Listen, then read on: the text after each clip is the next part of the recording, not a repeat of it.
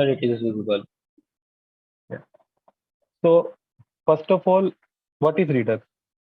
Redux is a state management library.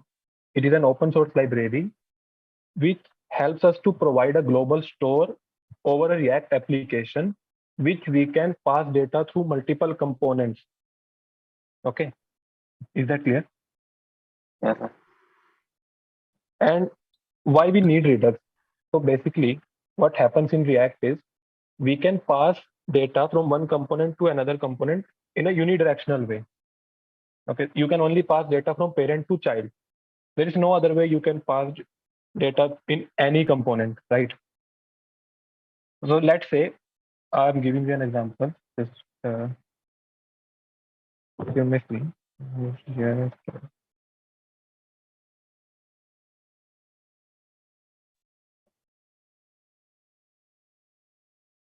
So I'm just creating a small application with 2 pages and will tell you why we need Redux. Okay.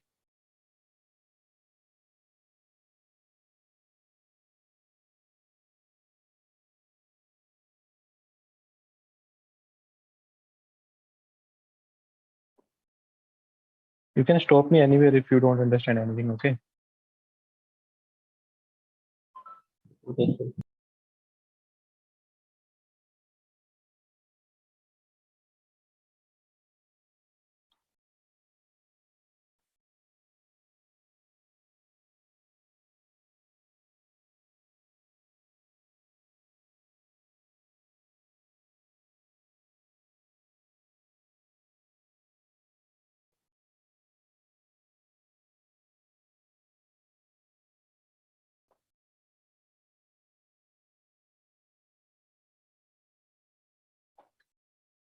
So here I have implemented very basic React Router DOM example. Now I'll be creating 2 pages to demonstrate uh, how how we can pass data from one page to another without doing any props drilling or without using context API. I hope you guys know what is context API, right? Yes, sir. Can anyone explain what is the difference between context API or Redux if someone is aware with that? Sir, in context API, we provide from the component where we pass the data, and in Redux, we provide the data from index. So we can access in every component where we want to use. Well, in case of context, we can also pass data from on the global level Yes, sir. from the index page only. The Yes, major difference is context is an inbuilt tool provided by React. Okay. Yes, sir. Yes, So sir. we don't have to use any other library or any other state management tool to manage global state. But Yes, the sir. major difference between both of them is with context API, we can also manage UI part in React. But in the case of Redux, we can only play with the data. I'll explain you what's the meaning of that. Sir, context API returns us a function, right, sir? Yes. So it will result in callback hell, no, sir. So we avoid using context API. Like it's not the callback. Wait, I'll explain you in a bit. Let me just create this example which I'm.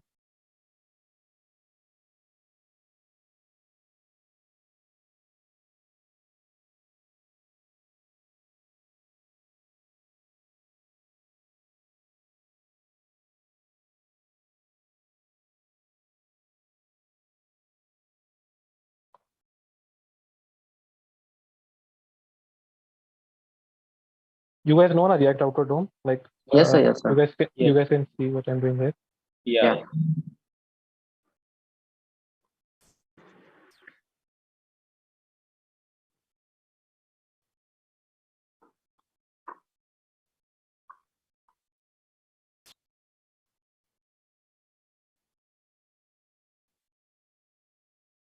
So I've created a very basic application where I have 2 pages. On the index page, we have home component, and on the contact page, we have contact component, right? Right, sir. So can anyone explain me how can we pass data, the same data to both the components, home and contact at the same time.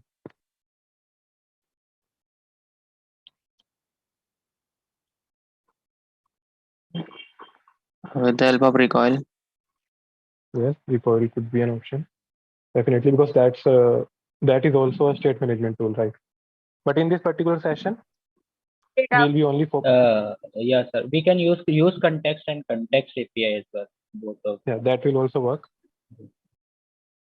Okay, so I'll be just telling you what is Redux, what is the flow of data in Redux, and then I'll be implementing Redux with a very basic counter application. Okay. Okay, sir. So first of all, just look at this diagram. Okay. So in Redux, we have three major things. One is store, one is actions, and one is view. Okay. The store is a place where we store all the data, all the states. Okay. And actions are the events which tell the store which particular data we have to update, because you won't be having a single data in Redux. You'll be having multiple things. Let's say you'll be having username, you'll be having user's email, and you'll be having some list of products. Let's say you are making an e-commerce website. So in that e-commerce website, in Redux, you can store many things. You can store the data of products user has added in his cart. You can store the data of user. So there are many things. So actions helps us to tell the store which particular data we have to update at what time. Okay. Then view are the components where we are subscribing to the store, which means, let's say there is a state that is counter, let's say, and we are updating its value. So we want, whenever the value of that particular counter is updated, that particular component should re-render. Similar to what happens in use state. Okay. Am I clear to everyone? Yes, sir. You guys can respond. Yes, sir. So do you guys understand the flow? Like initially we have store. In store we have all the state. Okay. Now we subscribe to that state in different components. Few are the components. Okay. Actions are the event we have to define to tell the store which particular data we have to update. And now we dispatch the actions. We dispatch the actions to store to update the data. Is that clear? Okay, sir. It is just like a setter function, right? Dispatcher. Dispatcher is not like a setter function. What it basically does is it's just throw an action to the store, and in that store we have to define on which action what event should be happening. Okay. So where did we store a data, maintaining a data? Just like in a recoil, we are maintaining a data in Atom, right? But in Redux, we maintain the data in reducers. Reducers, okay, just like Atom. Okay. Yeah. So now I'll be implementing Redux line by line, and I'll explain you what I'm doing throughout the implementation. Okay. If you find anything difficult to understand, stop me there and tell me. I'll explain it again. Okay. Yes, sir. Okay. As we have seen in this picture, we need three things initially. One is actions, second is reducer, and third is store. Okay. View are the components where we are fetching the data from Redux. Is that clear? Yes, sir. Yes, sir. Now we have to create three files. Like this is the architecture generally followed throughout the industry to set up Redux. Okay. Like you can use any other approach as well, but this is a very common approach we use widely. So first of all, you have to define these three particular files in SRC folder only. As you know, the index page is the entry point of a React application, right? Yes, sir. Yes, sir. Now I'm creating reducer.js, and lastly store.js. Okay. Okay, sir. Now, first of all, as you guys were saying, where we have to store the data. So for that, we have to use reducer. So how can we create a reducer? Let's say we are making a counter application. In that, firstly, we have to define what should be the initial state of that state, right? Initial Yes. data. So let's define the initial data, which should be 0, right? Okay. Now, to define a reducer, you have to create a function. You can name it any, you can name the function as any. I'm creating it as counter reducer.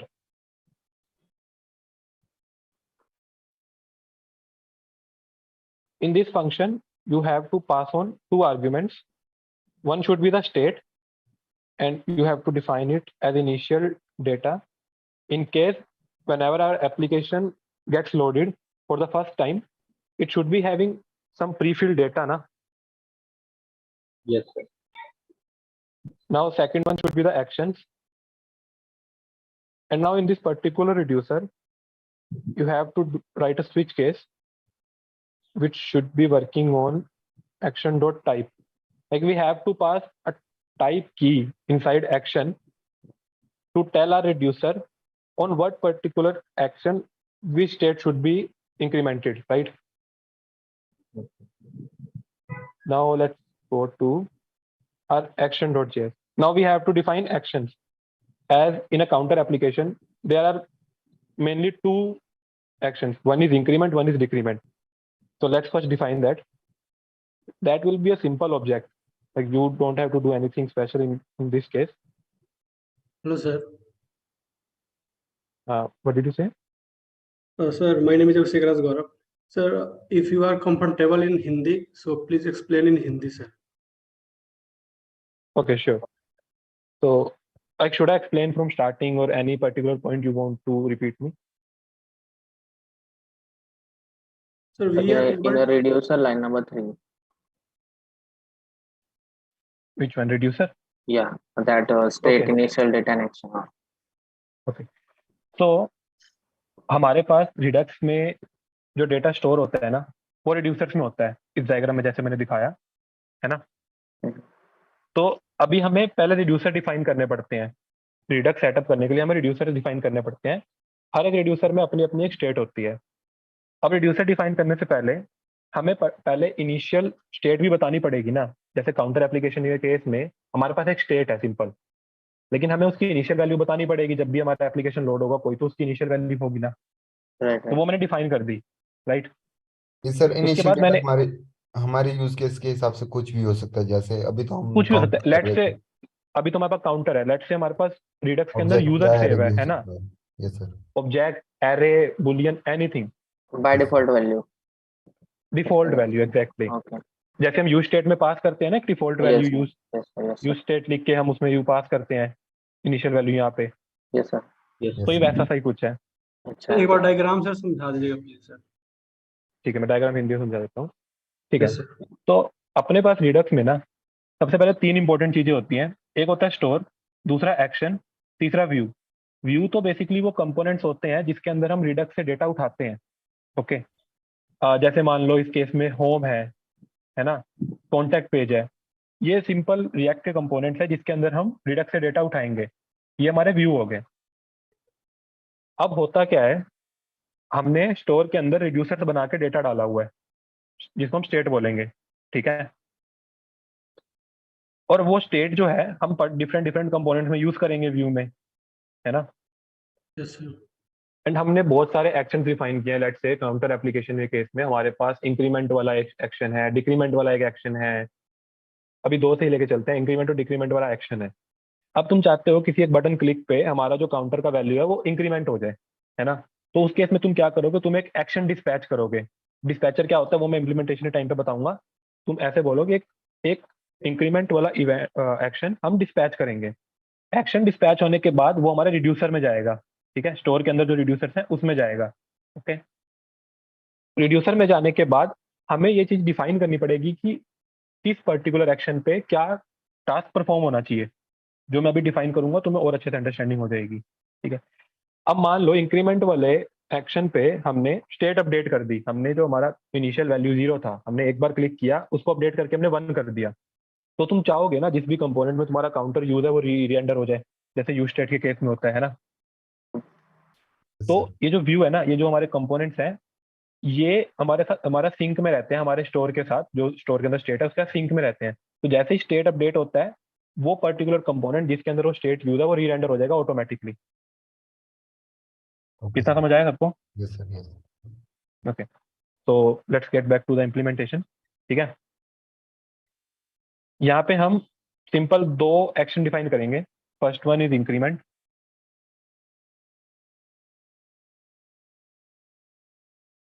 And second one is decrement.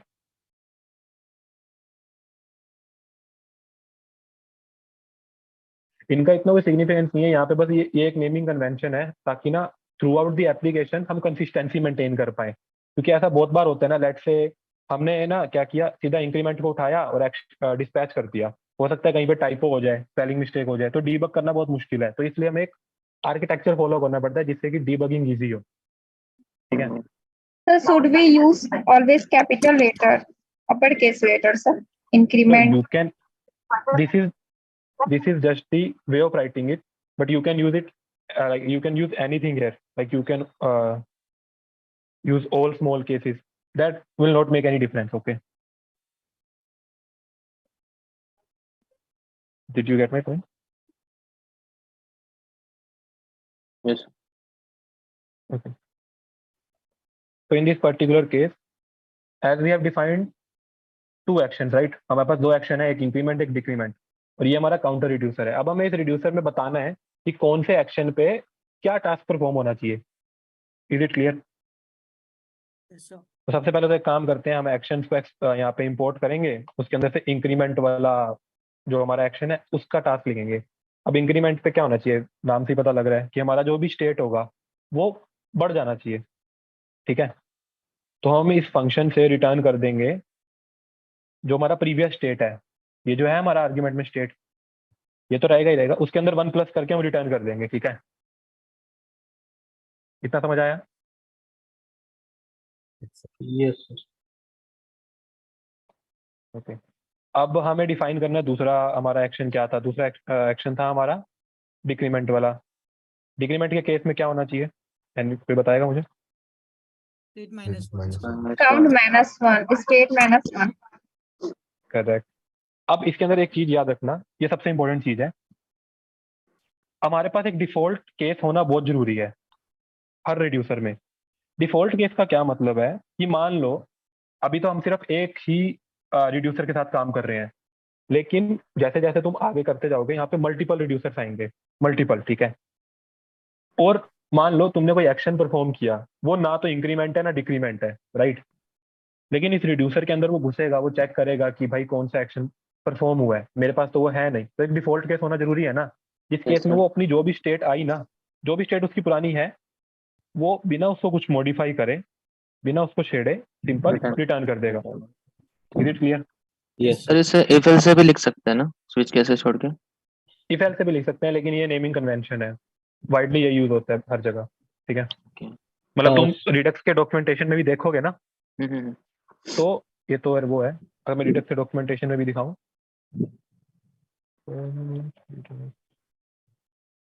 क्या है? एक minute. तो यहाँ पे भी तुम देखोगे switch case ही use हो रखा होगा, इनका ऑफिशियल डॉक्यूमेंट है। डॉक्यूमेंट ये पढ़ लेना, किसी को ना चैट में ना वो दे रहा हूँ, तुम ये भी रेफर कर सकते हो, काफी ज्यादा हेल्प होगा। सर अभी तो हाल फिलहाल में अपडेट हुआ है ना पूरा रिडक्स। हाँ, इनका Short डॉक्यूमेंटेशन अपडेट हुआ बिकॉज हुआ क्या है ना, पहले जो रिडक्स यूज होता था वाइडली, रिडक्स सन के साथ यूज होता था। लेकिन अभी क्या है, रिडक्स वालों ने अपने ऑफिशियल डॉक्यूमेंटेशन में रिडक्स टूल किट यूज करना स्टार्ट कर दिया है। वो बात की बात है, वो असिंक्रोनस डिस्पैच वगैरह मैनेज करने के काम आता है, उस पर भी हम आएंगे लास्ट लास्ट में। अभी के लिए हम बेसिक रिडक्स देखेंगे। ओके, रिड्यूसर का क्लियर है सबको, रिड्यूसर कैसे डिफाइन करते हैं? Yes. Yes, sir. ठीक है, अब हम स्टोर डिफाइन करेंगे। तो स्टोर जैसे मैंने बताया, स्टोर के अंदर हमारा सारा स्टेट पड़ा होगा, है ना। तो स्टोर डिफाइन करने का सिंपल सा एक वे है, सबसे पहले हम दो डिपेंडेंसी डाल लेंगे। पहला है हमारा रिडक्स, ठीक है, और दूसरा है हमारा रिएक्ट रिडक्स। ये दोनों डिपेंडेंसी जरूरी है, ठीक है, रिडक्स को इम्प्लीमेंट करने के लिए। ओके, अब यहाँ पे हम स्टोर बनाएंगे, स्टोर का एक इंस्टेंस बनाएंगे।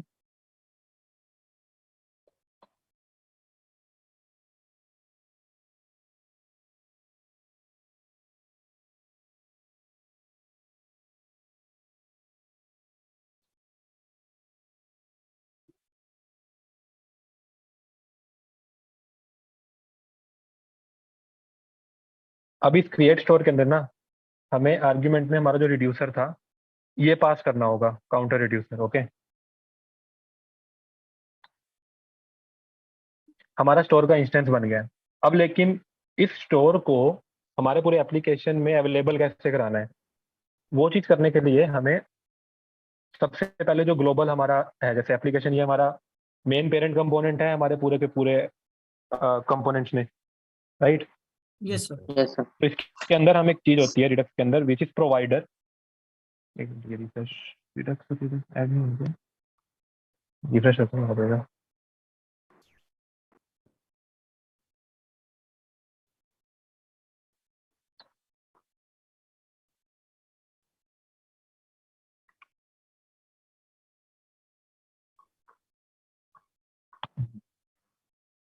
ये प्रोवाइडर हमें ऐसे करके पास करना होगा ताकि हम स्टोर को अवेलेबल करा पाए हमारे पूरे पूरे एप्लीकेशन में। और इसके अंदर हमें पास करना होगा, हमने जो स्टोर का इंस्टेंस बनाया था ना स्टोर डॉट जेएस में, हमें वो पास करना होगा।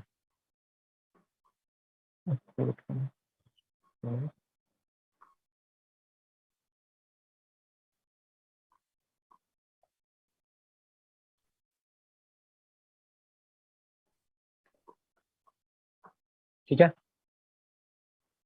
अब हमारे पास स्टोर का इंस्टेंस बन चुका है और स्टोर हमारा अभी हमारे एप्लीकेशन में अवेलेबल है। अब हम उसको होम के अंदर, कॉन्टैक्ट के अंदर, बेसिकली ऐप के नीचे, ऐप हमारा, हेलो आवाज आ रही है ना गाइस? यस आ रही है।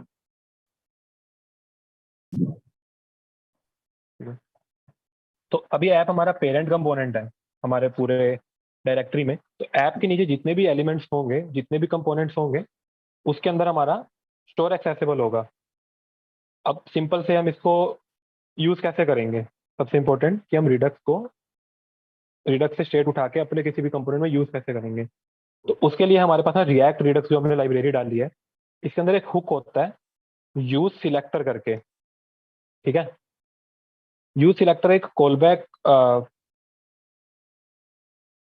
कॉलबैक फंक्शन देता है जिसके अंदर हमारे पास जो हमारा स्टेट है उसका एक्सेस रहता है। स्टेट का रहेगा या स्टोर का? स्टेट बोलो, स्टोर बोलो, ये तो नेमिंग वो है। मैं यहाँ पे स्टेट लिख देता हूँ, इजी रहेगा अंडरस्टैंड करना। ओके, अब ये हमें एक वेरिएबल रिटर्न करेगा, तो कुछ भी नाम दे सकते हैं।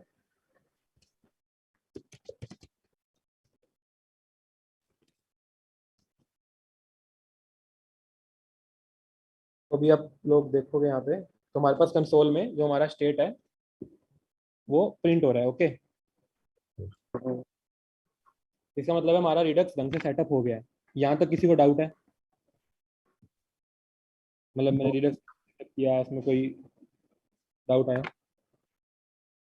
ये यूज सिलेक्टर सर हम गेट करने के लिए करते हैं, जहां भी हमारे को गेट करनी होगी वैल्यू जहाँ भी वहां। हमें रिडक्स पे स्टेट उठानी हो वहाँ पे हम यूज सिलेक्टर यूज करते हैं फंक्शनल कंपोनेंट के केस में। ये जो हुक है रिएक्ट रिडक्स लाइब्रेरी के अंदर से प्रोवाइडेड होती है। Okay, okay. इतना समझ आया सबको? Yes sir. यहाँ पे कोई डाउट हो तो पूछ सकते हैं, वेट करो। सर रिड्यूसर से हम सारे फंक्शन मेंटेन कर रहे हैं यहाँ पे, और फिर एक्शन का काम क्या है? एक्शन के अंदर हम एक्शन का काम है रिड्यूसर को बताना कि कौन सा टास्क परफॉर्म करना है। जैसे हमारे पास दो केस हैं, इंक्रीमेंट है, डिक्रीमेंट है, तो हमें एक्शन डिफाइन करना पड़ेगा ना कि कौन कौन से हैं, ताकि हम रिड्यूसर को आइडेंटिफाई करने में हेल्प कर पाए कि कौन सा टास्क परफॉर्म होने वाला है, कि हमें काउंटर में इंक्रीमेंट करना है, डिक्रीमेंट करना है, या हो सकता है हमारे पास लेट्स से कोई और भी केस हो, जैसे इंक्रीमेंट डिक्रीमेंट के अलावा मान लो ऐड 5 टू योर काउंटर करके कोई एक एक्शन हो, ताकि तुम नहीं चाहते कि तुम्हारा एक एक करके बढ़े, तुम चाहते हो सीधा 5 बढ़ जाए तुम्हारे काउंटर में, तो उसके लिए भी कोई तुम यहाँ पे एक्शन डिफाइन कर सकते हो। मतलब सर जो भी एक्टिविटीज परफॉर्म करनी है सारे फंक्शन मुझे यहाँ प्रोड्यूसर में लिखने पड़ेंगे, रिड्यूसर में लिखने पड़ेंगे, हाँ। और अगर मुझे कुछ काम करना है वो जो करना है मुझे होम डॉट जेएस में करना है।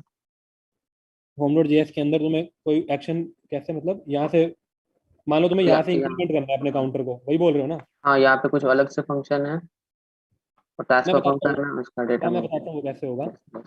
इम्प्लीमेंटेशन पार्ट तक कोई डाउट है तो पूछ लो। नहीं सर। ठीक है, तो अभी ना यहाँ तक सबको क्लियर है। तो अभी ये चीज आती है डिस्पैचर। तो ये क्या होता है डिस्पैचर? मैंने तो जैसे बताया था, डिस्पैचर इज बेसिकली एक फंक्शन होता है जिससे कि हम अपने एक्शन डिस्पैच करते हैं, और वो एक्शन डिस्पैच होकर जाते कहाँ पे हैं? रिड्यूसर में। Is it clear? हाँ सर। अब एक्शन डिस्पैच कैसे होते हैं, ये एक क्वेश्चन होगा, है ना? तो उसके लिए हमारे पास एक और हुक है जो कि सेम रिएक्ट रिडक्स के अंदर ही हमें मिलेगी। हमें वेरिएबल बना दे डिस्पैच करके, और इस केस में हम यूज करेंगे यूज डिस्पैच। ये हुक यूज करेंगे हम, ओके? सेटर के लिए। सेटर के लिए, एक्शन डिस्पैच करने के लिए। ये नॉर्मल यूज केस जैसा नहीं है, उससे काफी अलग है, समझेगा? ओके तो सर। हमारा सर स्टेट सेट हो रहा है ना, देखो जो हमारा स्टेट सेट हो रहा है ना, वो सेट हो रहा है हमारा रिड्यूसर्स में। और स्टेट के अंदर मॉडिफिकेशन करना क्या है, जैसे किसी भी डेटा को लेट से डिलीट करना है, उसके अंदर कुछ ऐड करना है, उसको अपडेट करना है, वो सारा सारा का सारा सेटर जो तुम बोल रहे हो वो सब हमारा रिड्यूसर में होगा। एक्शन बेसिकली ये बताता है कि कौन सा टास्क परफॉर्म करना है, सिंपल। इसमें इतना वो नहीं है, मतलब ये इतना कॉम्प्लेक्स नहीं है, इसमें मतलब ज्यादा समझने की बात नहीं है। ये समझे क्या? Okay sir. अब डिस्पैच कैसे करते हैं हम? तो डिस्पैच करने के लिए हमने एक यूज डिस्पैच से एक वेरिएबल निकाल दिया डिस्पैच करके। अब हम यहाँ पे एक काम करते हैं, दो बटन बना लेते हैं, एक इंक्रीमेंट के लिए, एक डिक्रीमेंट के लिए।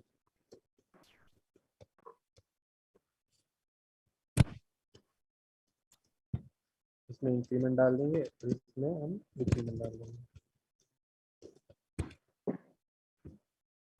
अब on click of this function हम यहाँ से अपने एक्शन डिस्पैच करेंगे। डिस्पैच करने का तरीका बहुत सिंपल है, इस वाले फंक्शन को कॉल करेंगे, इसके अंदर हम एक ऑब्जेक्ट पास करेंगे। ये चीज बहुत इंपॉर्टेंट है, ये याद रखना। डिस्पैच करना कैसे है, हम एक ऑब्जेक्ट पास करेंगे, ऑब्जेक्ट के अंदर हम क्या देंगे? टाइप। टाइप क्यों देंगे? अगर तुम्हें याद हो, हमने एक्शन डॉट टाइप पे स्विच केस लगाया था। ये जो एक्शन है ना, ये हमने एक्शन में से टाइप निकाल के उस पे स्विच केस लगाया था। ये समझे क्या? Yes sir. तो इसलिए हम यहाँ पे टाइप देंगे। अब टाइप में वैल्यू क्या देनी है? वो जो हमने एक्शन डिफाइन किए थे उनको इंपोर्ट करेंगे। इंक्रीमेंट वाले फंक्शन पे इंक्रीमेंट चाहते हो तुम करना, तो सिंपल इंक्रीमेंट कर देंगे, और डिक्रीमेंट वाले बटन क्लिक पे तुम चाहते हो डिक्रीमेंट करना, तो सिंपल डिक्रीमेंट कर देंगे, ओके? नॉर्मल रिड्यूसर ही है मतलब, हम्म। नॉर्मल रिड्यूसर जो हम यूज करते हैं वैसा ही चीज है। नॉर्मल यूज रिड्यूसर यूज किया किसी ने? हाँ हाँ यही वाला। Yes, exactly, sir. यूज वही सेम रिड्यूसर है जैसा ही है। जो जैसे फंक्शन कि लेता है और एक बाय डिफॉल्ट वैल्यू लेता है जो है। एग्जैक्टली जिसने यूज रिड्यूसर यूज किया उसके लिए समझना बहुत इजी होगा। Yes, sir. Yes sir yes यही है। तो अब इस केस में जैसे ही मान लो मैं इंक्रीमेंट दबाया, देखो वैल्यू बढ़ गई, डिक्रीमेंट दबाया कम हो गई, डिक्रीमेंट दबाया और कम हो गई, इंक्रीमेंट दबाया बढ़ गई। इसका मतलब हमारा ये एक्शंस भी जो है सही से डिस्पैच हो रहे हैं, और वो रिड्यूसर में आके यहाँ पे क्या होगा मैं बताता हूँ सिंपली। और अच्छा इसको अंडरस्टैंड करने के लिए मैं यहाँ पे तुम्हारे लिए ना जो हमारा एक्शन पास हो रहा है उसको प्रिंट करा के एक बार दिखाता हूँ हो क्या रहा है एक्चुअली में। देखो मैंने इंक्रीमेंट डाला, इंक्रीमेंट क्लिक किया, हमारे रिड्यूसर में जो मैंने एक्शन प्रिंट किया था वहां पे क्या टाइप आया? अब इंक्रीमेंट वाले केस में हमने डिफाइन कर रखा है ना कि स्टेट बढ़नी चाहिए, स्टेट +1 हो जाना चाहिए। राइट। जो भी अब की decrement है वाले उसके केस में रिगार्डिंग फंक्शन एक्ट करेगा। गाइस थोड़ा लाउडली बोलोगे? तो जो भी की है उसके रिगार्डिंग एक्शन परफॉर्म करेगा, इंक्रीमेंट पास करो, डिक्रीमेंट करो, एक टाइप की Exactly. की है वो। अब यहाँ पे हमने डिफॉल्ट क्यों डाला है उसका मैं तुम्हें एक एग्जांपल देता हूँ। मान लो इंक्रीमेंट डिक्रीमेंट हटाओ यहाँ से, यहाँ पे मैंने एक रैंडम एक्शन पास कर दिया, ये बेसिकली एक स्ट्रिंग रहेगी, उसका कोई सेंस नहीं है, मतलब ये एक बेसिक स्ट्रिंग है, इतना याद रखना, इसमें कुछ अलग से नहीं करना। अब मान लो मैंने वो एक्शन डिक्रीमेंट वाले बटन पे मैंने एक रैंडम कोई भी कुछ भी डाल दिया। अब ये वाला जो हमारा एक्शन है ये हमारे रिड्यूसर में डिफाइन नहीं है ना। तो इस केस में मैंने क्लिक किया, देखो हमारी स्टेट बढ़ी या कम हुई, जितनी मर्जी बार क्लिक कर लूं, लेकिन रिड्यूसर के अंदर कॉल हो रहा है ना। तो इस पर्टिकुलर केस में हमारा डिफॉल्ट वाला केस चल रहा है जो हमारी स्टेट को ऐसे कैसे रिटर्न कर दे रहा है, ठीक है। चैट में समझे? क्वेश्चंस आया, आप रिस्पॉन्ड कर दो। थोड़ा लाउडली बोलो गाइस। सर चैट में क्वेश्चंस आया है। हाँ श्योर। सिलेक्टर से ओनली वैल्यू रीड कर सकते हैं या राइट भी। हाँ यूज सिलेक्टर से सिर्फ हम वैल्यू रीड कर सकते हैं। Why do you need to give object, ठीक है। तो दो चीजें होती हैं, यूज सिलेक्टर ये वैल्यू रीड करने के लिए होता है, यूज डिस्पैच हमारा डिस्पैच करने के लिए होता है हमारे एक्शंस को। अब वहां पे जो है हम क्वेश्चन है जैसे हमने वहां पे ऑब्जेक्ट क्यों पास किया, उसका सिंपल सा रीजन ये है, हमने रिड्यूसर डिफाइन किया ना, ये जो एक्शन है, ये जो एक्शन वाला हमारा आर्ग्यूमेंट है यहाँ से, वो ये पर्टिकुलर ऑब्जेक्ट है, ठीक है। हम यहाँ पे ऐसा भी कर सकते हैं, हमने सीधा यहाँ पे अगर मान लो एक्शन डॉट इंक्रीमेंट लिखा, ये भी चलेगा, जरूरी नहीं है हमें ऑब्जेक्ट ही पास करना है, बट हमें फिर रिड्यूसर को अपडेट करना पड़ेगा उस हिसाब से कि यहाँ पे हम एक्शन डॉट टाइप ना उठा के सीधा एक्शन पे काम करें। ये समझे? बेसिकली हमें स्ट्रिंग चाहिए ना स्विच केस में आइडेंटिफाई करने के लिए कौन सा एक्शन परफॉर्म करना है। यस। तो ये एक कन्वेंशन है कि हम वहां पे एक ऑब्जेक्ट पास करते हैं with the key of type. Is this clear?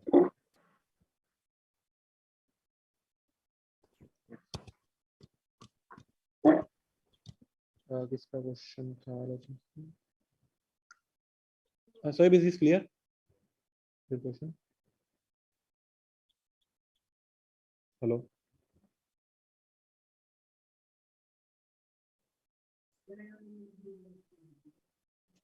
मेरा साउंड नहीं आ रहा क्या गाइस?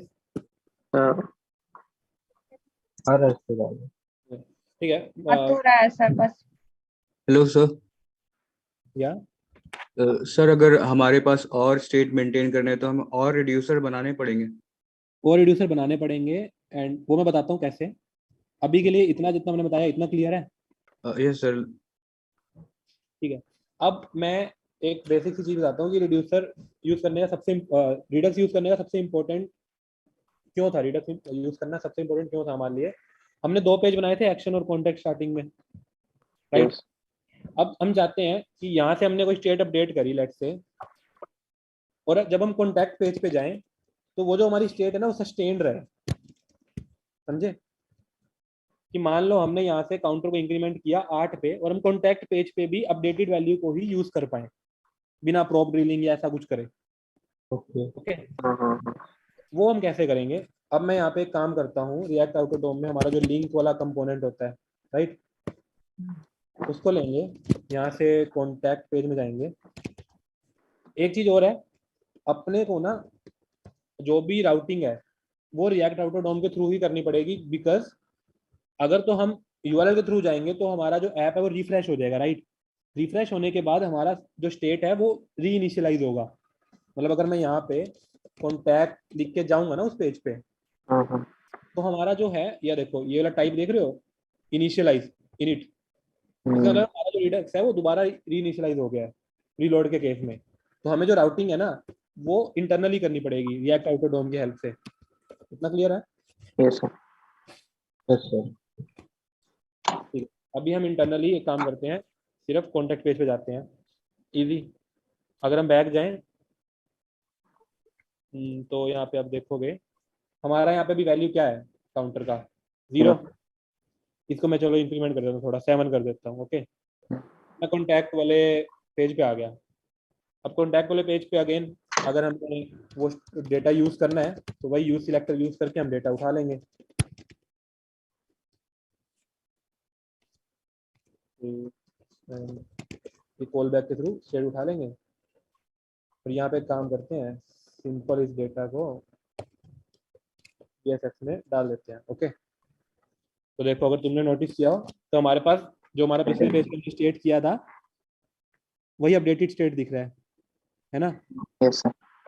तो अब रिडक्स के थ्रू हम मल्टीपल पेजेस के अंदर हम डेटा शेयर कर पा रहे हैं, सस्टेन भी कर पा रहे हैं। तो सबसे इंपॉर्टेंट यूज केस जो रिडक्स का है ना वो यही है कि हम थ्रू आउट द एप्लीकेशन किसी पर्टिकुलर डेटा को एक्सेसिबल बना पाए।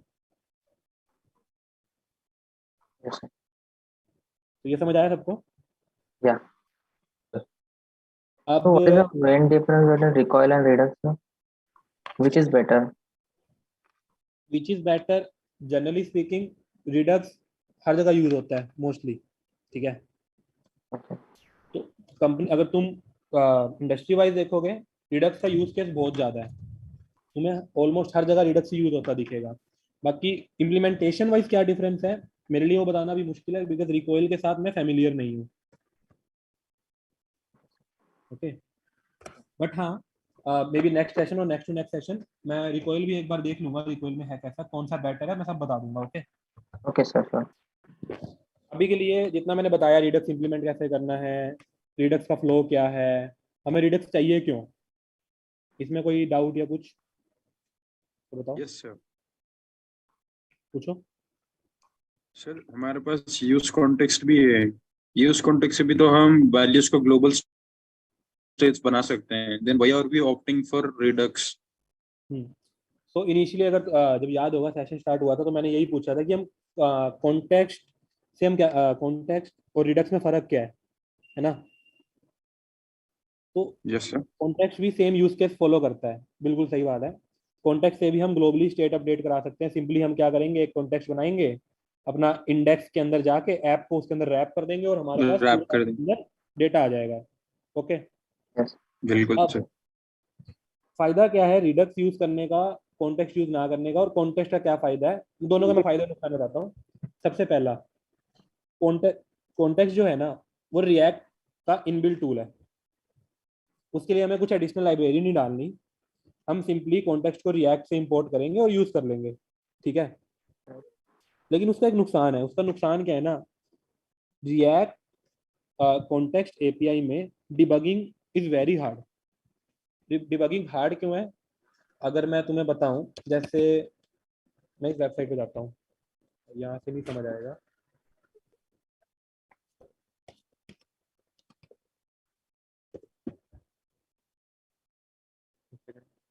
तो रिडक्स के अंदर ना एक चीज होती है रिडक्स डेव टूल करके, जो कि कॉन्टेक्स्ट एपीआई में नहीं होता ऐसा ऐसा कोई डेव टूल। इससे बेसिकली क्या होता है, हमारा जो स्टोर का इंस्टेंस हमने बनाया ना उसके अंदर क्या स्टेट है, कौन सा एक्शन परफॉर्म हो रहा है, ये सब हम अपने ब्राउजर कंसोल में देख सकते हैं। इससे हमारा डिबगिंग काफी इजी हो जाता है, काफी ज्यादा इजी होता है। ये एक्सटेंशन डाल लेना जब तुम रिडक्स पे असाइनमेंट वगैरह बनाओगे तो ये एक्सटेंशन सब लोग डाल लेना, रिडक्स डेव टूल। मैं इसका भी चैट में लिंक दे रहा हूँ, ये काफी हेल्प करेगा तुम्हें। सर लाइक मेरा एग्जैक्टली क्वेश्चन यही है कि जब रिएक्ट ने इंटरनल सॉल्यूशन प्रोवाइड किया है, then why are you going for some third party libraries? हाँ, मैं उसी का एक्सप्लेन करूँ ना एक एक करके। सबसे पहला कि डिबगिंग रिडक्स में जब भी तुम देख पाओगे ना, जैसे ये वेबसाइट है तो इस केस में तुम देखोगे सारा का सारा जो स्टेट है हम इजीली अपने डेव टूल में देख पा रहे हैं, राइट। तो यहाँ से डिबगिंग करना बहुत इजी है, ये सबसे मेजर डिफरेंस है। सेकेंडली, कंटेक्स्ट एपीआई जो है ना वो सिंपली क्या है, एक कंपोनेंट है, राइट। Yes sir. उसके अंदर हमारे पास स्टेट्स होती हैं जिसको हम पास करते हैं डिफरेंट डिफरेंट कंपोनेंट्स में। अब उस कंपोनेंट के अंदर तुम डेटा के अलावा वो भी कर सकते हो, यूआई भी मैनेज कर सकते हो। इफ यू गाइस नो, हम कंटेक्स्ट एपीआई में यूआई भी बना सकते हैं, राइट। Yes sir. अगर किसी ने ट्राई किया हो तो कंटेक्स्ट के अंदर हमारे पास ऐसा होता है ना कि जैसे हमने एक कंटेक्स्ट बनाया, कॉन्टेक्स्ट डॉट प्रोवाइडर, ऐसा ही करते हैं ना, कंटेक्स्ट डॉट प्रोवाइडर। इसके अंदर ना सिर्फ डेटा पास नहीं करते हम, मतलब ऐसा हम चिल्ड्रन करके पास करते हैं। इसके अंदर हम सिर्फ डेटा पास नहीं कर सकते वैल्यू डाल के, हम लोग अलग यूआई भी डाल सकते हैं, ठीक है। यहाँ पे कुछ भी एलिमेंट डाल सकते हैं, div डाल सकते हैं, बटन, वीडियो, एनीथिंग। ओके, और सर कॉन्टेक्स्ट एपीआई एक ये भी क्लॉज है उसमें कि उसमें अगर हमारे को बहुत सारा डेटा भेजना होगा तो हमारे को नेस्टेड नेस्टेड डेटा लिखना पड़ता है, रिटर्न नेस्टेड करना पड़ता है उसको, फंक्शन के अंदर रिसीव करना पड़ता है, और ज्यादा डेटा हो तो मल्टीपल फंक्शन हो जाते हैं और नेस्टेड हो जाता है। नेस्टेड हो जाता नेक्स्ट है फिर। मैं वही बता रहा था कि मल्टीपल कंटेक्स्ट अगर हमें मैनेज करने हैं ना, हम्म, तो हमें कॉल बैक फंक्शन यूज करके डेटा उठाना पड़ता है। तो उसका जो इम्प्लीमेंटेशन है ना, वो कॉम्प्लेक्स होता जाता है जितना ज्यादा डेटा बढ़ता जाता है। रिडक्स के केस में क्या है ना, जितना मर्जी डेटा हो, एक सिंगल स्टोर वो सारा डेटा मैनेज कर सकता है इजीली। उसके लिए मैंने ये आर्टिकल आज सुबह ही देख रहा था, तो ये काफी अच्छा डिफरेंस इसमें बता रखा है। मैं ये लिंक शेयर कर रहा हूँ, तो ये एक बार सारे लोग इससे गो थ्रू कर लेना, ठीक है। तो ये बहुत इंपॉर्टेंट डिफरेंसेस है कि रिडक्स और कंटेक्स्ट एपीआई में फर्क है क्या, और हमें कौन सा यूज करना चाहिए, ठीक है। यूआई लॉजिक और जो स्टेट लॉजिक है ना, मेरे पर्सपेक्टिव में दोनों को अलग अलग मैनेज करना चाहिए, बिकॉज उसका रीजन सिंपल सा ऐसा है कि स्टेट बहुत ज्यादा कॉम्प्लेक्स होती जाती है जैसे जैसे ऐप बढ़ता जाता है, तो दो चीजें साथ में मैनेज करना is very difficult. Okay, hello sir, आप सर लिंक शेयर कर रहे हैं पर आ नहीं रहा है सर। एक भी लिंक नहीं आया सर अभी तक। वेट, सर सॉरी, आप किसी को प्राइवेट में शायद नो, चल रहा है। एक्चुअली वो किसी का नाम सेट था, सॉरी, हम्म, मैं रीसेंड कर देता हूँ। Okay sir. अभी आ रहा है ना everyone? Yes sir. Yes sir. तो यहाँ तक मैंने जितना बताया, इसमें कोई डाउट या कुछ? अभी मैं इसके बाद मल्टीपल रिड्यूसर वाला बताने वाला हूँ, तो यहाँ तक किसी को कुछ डाउट या कुछ है? No sir. यहाँ से अगर मैं एक चीज और एक बार और दिखा देता हूँ कि यहाँ से अगर मान लो मैं होम पेज पे वापस जाता हूँ, तो भी हमारा जो स्टेट है, सर एक्शन डॉट पेलोड क्या वर्क करता है? पेलोड का मैं बताता हूँ एक बार इसके बाद। ओके। टू, ठीक है, यहाँ से मैं होम पे गया, इंक्रीमेंट करके कॉन्टैक्ट पे गया, वापस होम पे आया, तो आप देखोगे अपना स्टेट मस्त मैनेज हो रहा है, उसके अंदर कोई चेंजेस नहीं आ रहे। दोनों पेजेस पे हमारा स्टेट एक्सेसिबल है, उन दोनों पेजेस से हम उसको मॉडिफाई भी कर सकते हैं। लेट्स से तुम कॉन्टैक्ट पेज पे जाके इसको डिक्रीमेंट भी कर सकते हो, ओके, और वहां पे वो चेंजेस तुम्हें होम पे भी दिख जाएंगे।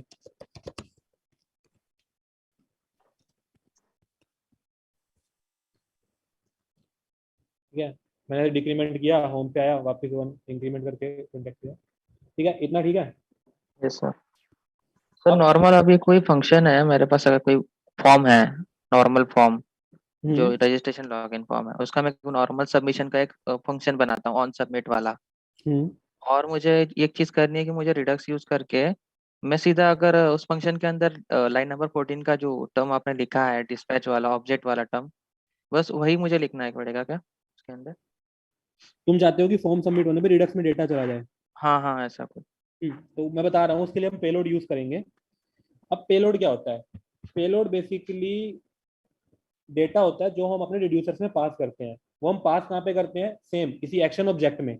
ओके, अभी तो हमारे पास सिंपल यूज केस था, हमारे पास काउंटर है, इसके अंदर हम इंक्रीमेंट कर रहे हैं, डिक्रीमेंट कर रहे हैं, पर मान लो हमारे पास यूज केस बढ़ जाता है, हम चाहते हैं कि एक एक्स्ट्रा बटन डालें जिसपे क्लिक करने पे हमारे काउंटर में 5 ऐड होए, एक पर्टिकुलर नंबर ऐड होए, 5 होए चाहे 10 होए, पर एक पर्टिकुलर नंबर ऐड होए। तो उस केस में हमें क्या करेंगे, हम एक नया एक्शन बनाते हैं, लेट्स से कि ऐड अ वैल्यू। ये वैल्यू हम कुछ भी दे सकते हैं, मतलब अगर हम 5 डालेंगे तो 5 ऐड हो जाएगा, 10 डालेंगे तो 10 ऐड हो जाएगा, 20 डालेंगे तो 20 ऐड हो जाएगा, ठीक है। अब इस केस में हम इसके लिए भी एक केस डिफाइन करेंगे, actions dot add a value. अब वैल्यू डालनी क्या है, ये इंपॉर्टेंट क्वेश्चन है ना, वैल्यू डालनी क्या है। उसके लिए हम क्या करेंगे, एक्शन डॉट पेलोड मारेंगे, state plus action dot payload, ठीक है। अब पेलोड आएगा कहाँ से? तो चलो होम पेज पे चलते हैं। होम पेज पे जाने के बाद एक और बटन डिफाइन करते हैं यहाँ पे कि ऐड 5, ओके। होम पेज पे बटन दिख रहा है, ऐड 5 है ना। अब इसके अंदर हम अपना जो हमने नया एक्शन डिफाइन किया है, ऐड अ वैल्यू, वो वाला एक्शन पास करेंगे। और इसी ऑब्जेक्ट के अंदर जो हमने ऑब्जेक्ट बना रखा है ना डिस्पैच के अंदर टाइप वाला, इसी के अंदर एक की और डालेंगे पेलोड, और जो भी हमें वैल्यू ऐड करनी है, जैसे इस केस में हमें 5 ऐड करना है तो हम वो वैल्यू पास कर देंगे, ठीक है। तो अभी आप लोग देखोगे इस पे क्लिक करने में हमारा 5 ऐड हो रहा है ना, और जो मैंने रिड्यूसर में एक्शन कंसोल करा रखा था वहां पे हमारे पास पेलोड वाला की भी आ रहा है। तो तुम्हारा जो क्वेश्चन था कि अगर एक फॉर्म सबमिट किया हाँ हाँ तो वो डेटा रिडक्स में कैसे आएगा, तो बेसिकली फॉर्म सबमिट में सबसे पहले तुम्हें एक एक्शन डिफाइन करना पड़ेगा फॉर्म सबमिट के लिए। तो यहाँ पे जैसे तुम एक एक्शन डिफाइन कर दोगे केस फॉर्म सबमिट, है ना, उस केस में तुम यहाँ से क्या करोगे, रिटर्न कर दोगे अपना जो भी स्टेट है तुम्हारा, या फिर मान लो तुम चाहते हो कि तुम्हारा पूरा पूरा स्टेट अपडेट हो जाए, तुम्हारा जो भी फॉर्म के अंदर से डेटा है वो का वो आ जाए। तो जो पेलोड के अंदर तुम डेटा पास करोगे ना, एक्शन डॉट पेलोड, वो डेटा तुम्हारा फॉर्म का डेटा होना चाहिए। तो पेलोड इसलिए यूज होता है जिसके अंदर की हम कस्टम डेटा भेज सके हमारे रिड्यूसर के अंदर, समझे। Okay sir. ये तो हमारा हो गया एक सिंगल रिड्यूसर के साथ। अब फटाफट देख लेते हैं कि मल्टीपल रिड्यूसर कैसे हमारे पास यूज होते हैं। तो इसी रिड्यूसर के अंदर हम एक काम करते हैं, हम एक और रिड्यूसर बना लेते हैं यहाँ पे, एक्सपोर्ट इज लॉग्ड इन। हम यहाँ पे जैसे मान लो हमें ओथ लगाना है, ओथ हमें रिडक्स के थ्रू मैनेज करना है, क्योंकि जनरली ऐसा ही होता है, तुम यही चाहोगे ना कि तुम्हारे यूजर का जो भी डेटा है वो तुम्हारे पूरे एप्लीकेशन में एक्सेसिबल हो, तो तुम वो डेटा किसी ग्लोबल स्टोर में ही सेव करोगे, राइट।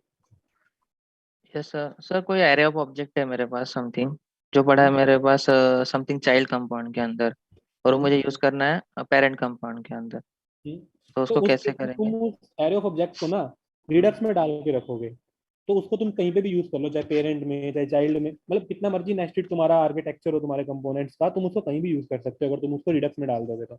नहीं सर, उसे सेट कैसे करेंगे? मतलब अगर डेटा मेरा चाइल्ड में ही पड़ा है, वो वहाँ पे तैयार हो रहा है या ऐड हो रहा है यूजर के जरिए? सिंपली तुम क्या करोगे, जैसे इस केस में हमने डिस्पैच किया ना एक्शन, तुम अपना रिड्यूसर में एक्शन बनाओगे, टाइप के अंदर वो एक्शन पास कर दोगे, और पेलोड के अंदर वो डेटा पास कर दोगे, और उस डेटा को तुम यूज तो कर ही सकते हो कहीं पे भी। पेलोड में डेटा रहेगा, अच्छा। पेलोड में डेटा रहेगा। इस केस में मान लो लॉगिन रिड्यूसर में हमारा कोई भी यूजर आया, वो इनिशियली लॉग्ड इन नहीं है, तो हम फॉल्स रख देंगे, ठीक है। तो यहाँ पे भी हमारे पास सेम वही एक्शन आएगा, इम्प्लीमेंटेशन ऑलमोस्ट सिमिलर रहेगा। हमारे पास स्विच केस होगा, स्विच के अंदर हम एक्शन के अंदर जो हमारा टाइप है उसके अकॉर्डिंग हम केसेस लगाएंगे। तो मान लो हमारे पास लॉगिन वाला केस है, यहाँ पे मैं अभी हार्ड कोड इसलिए कर रहा हूँ टू डेमोन्स्ट्रेट मल्टीपल रिड्यूसर कैसे लगते हैं, बट अदरवाइज स्ट्रक्चर ऐसे ही रखना चाहिए कि एक्शंस को अलग से मैनेज करना चाहिए, इनिशियल स्टेट को अलग से लिखना चाहिए, और जो हमारे रिड्यूसर है उनको अलग से लिखना चाहिए, ठीक है। मतलब इन सब रिड्यूसर के लिए अलग अलग फाइल बनाना सबसे बेस्ट ऑप्शन होता है कोड ऑप्टिमाइजेशन के लिए, ठीक है, ताकि कोड की रीडेबिलिटी बढ़े, कोड को मैनेज करना ईजी हो। ये समझे ना। हर टाइप का रिड्यूसर अलग फोल्डर बनाना, वो एक आर्किटेक्चर रहता है, अगर हर रिड्यूसर के लिए एक अलग फोल्डर बनाओ तो इजी रहेगा ना मैनेज करना। हाँ सर। स्टेट इस केस में मान लो हम सीधा सीधा एक्शन डॉट पेलोड पास कर देते हैं, ठीक है। इसमें कोई प्रॉब्लम तो नहीं मैंने जो ये लिखा है समझने में? नॉर्मल स्विच केस है सर। तो इस केस में हम सिंपली अपना स्टेट रिटर्न कर देंगे। यहाँ तक ठीक है? किसी को कुछ डाउट यहाँ तक? हाँ सर। हमारे पास अब 2 रिड्यूसर बन गए, लेकिन हमारे पास में सिर्फ इंक्रीमेंट वाला एक्सेसिबल है ना। तो यहाँ पे ना हमारे पास एक चीज होती है कंबाइन रिड्यूसर करके रिडक्स के अंदर, तो हम उसका यूज करेंगे। सबसे पहले हम क्या करेंगे, एक रूट रिड्यूसर बना लेंगे, रूट रिड्यूसर, नाम कुछ भी दे सकते हो। अब यहाँ पे हम कंबाइन रिड्यूसर, हमारा रिडक्स के अंदर एक फंक्शन पड़ा है पहले से ही, इसके अंदर हम क्या करेंगे, एक ऑब्जेक्ट पास करेंगे। ऑब्जेक्ट के अंदर मान लो हमने काउंटर दिया, काउंटर के अंदर हम अपना काउंटर रिड्यूसर डाल देंगे, और लॉगिन के अंदर हम अपना क्या डाल देंगे, लॉगिन रिड्यूसर, ठीक है। तो इसको हम एक्सपोर्ट करके इंस्टेड ऑफ स्टोर के अंदर जैसे हमने सिर्फ काउंटर रिड्यूसर डाला था ना, तो काउंटर रिड्यूसर ना डाल के हम यहाँ पे क्या करेंगे, अपना रूट रिड्यूसर डाल देंगे। ये समझ आया? सर रिपीट करेंगे आपको? क्या गाइस? अभी जो आपने बताया रिपीट कीजिए ना प्लीज। ठीक है, तो मैं ये बोल रहा था कि पहले तो हमने स्टोर के अंदर क्या किया था, सिर्फ अपना काउंटर रेड्यूसर डाला हुआ था, ठीक है। हाँ लेकिन अभी हमारा यूज केस क्या है, हमें मल्टीपल रेड्यूसर चाहिए। तो मल्टीपल रेड्यूसर बनाने के लिए पहले तो हम क्या करेंगे, बहुत सारे रेड्यूसर बना लिए, उनके अंदर जो भी उनके एक्स है। अब स्टोर के अंदर हम सीधा रेड्यूसर पास ना करके पहले एक रूट रेड्यूसर बनाएंगे। रूट रेड्यूसर बनाने के लिए हम यूज करेंगे ये पर्टिकुलर फंक्शन जो कि हमें रिडक्स के अंदर से मिलता है, कंबाइन रेड्यूसर्स करके। ओके और उस कंबाइन रेड्यूसर के अंदर हम एक ऑब्जेक्ट पास करेंगे। ऑब्जेक्ट के अंदर क्या रहेगा, की रहेगा, और वैल्यू में हमारा रिड्यूसर रहेगा, रिड्यूसर फंक्शन। की में हम कुछ भी दे सकते हैं, वैल्यू रिड्यूसर फंक्शन रहेगा, समझे। ओके। और की और वैल्यू सेम रख सकते हैं हम? की और वैल्यू सेम भी रख सकते हैं, बिल्कुल कोई ओके दिक्कत नहीं। मतलब यहाँ पे ऐसा भी हो सकता है कि ये उठाया, ये डाल दिया, सॉरी ये भी डाल दिया, कोई दिक्कत नहीं है। ये तो नेमिंग इजी करने के लिए मैंने ऐसा किया, ठीक है। Okay okay sir. अब हमारे पास रिड्यूसर कंबाइन हो चुके हैं, स्टोर बन चुका है। अभी एरर आ रहा है, इसको फिक्स करते हैं। चलो, ये एरर हमारा कौन से पेज पे आ रहा है?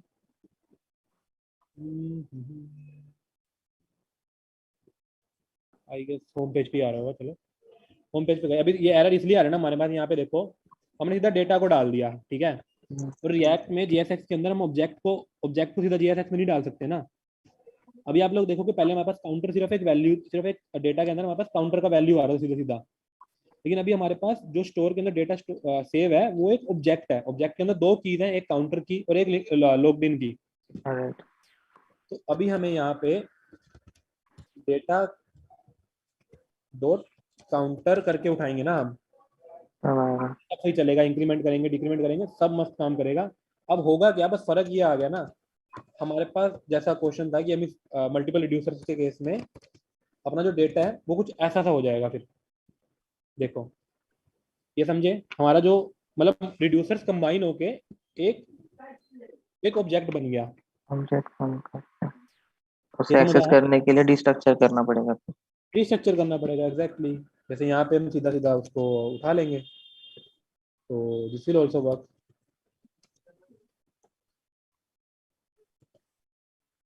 ये समझे।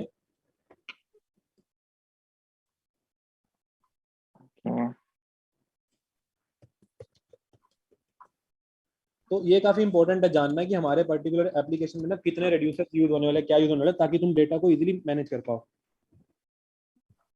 यहाँ तक क्लियर है सबको? कोई डाउट इम्प्लीमेंटेशन में, प्रॉब्लम या कुछ? एंड मेरे ख्याल से ये शेयरेबल है, तो मैं ना एक काम करता हूँ, इसका भी लिंक शेयर कर देता हूँ। ओके, है ना।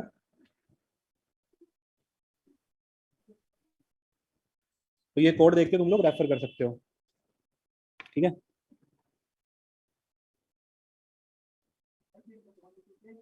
तो अगर सबको क्लियर है तो एक असाइनमेंट है छोटी सी। Yes sir. तो वो असाइनमेंट बनानी है आप लोगों को कल के सेशन से पहले। तो उस असाइनमेंट में टू डू एप्लीकेशन क्या होता है सबको मालूम है ना? Yes sir CRUD operation. CRUD नहीं, to do application. To do app, okay. To do application बनाना है। तो बेसिकली सब लोगों को रिडक्स यूज करके टू डू एप्लीकेशन बनानी है, ठीक है। अपना कुछ डाउट है, मतलब समझ के क्या करना है? मतलब कुछ डाउट है तो बताना, सेशन के बाद एक डॉक्यूमेंट में शेयर कर दूंगा असाइनमेंट में क्या क्या रिक्वायरमेंट है उसके लिए। Okay sir. डॉक्यूमेंट शेयर कर देना सर। डॉक्यूमेंट में शेयर कर दूंगा। टू डू एप्लीकेशन बनाना है, उसके अंदर तुम्हारे 3 ऑपरेशन रहेंगे। पहला, एक टू डू क्रिएट करने का। दूसरा, किसी भी टू डू को कंप्लीट मार्क करने का। तीसरा, कोई भी टू डू डिलीट करने का। समझ गए? यस सर समझा। तो ये एप्लीकेशन कल के सेशन वाले बना के आना है। मैं डॉक्यूमेंट अभी शेयर कर दूंगा with in half an hour सबके साथ, ओके सर। ठीक है।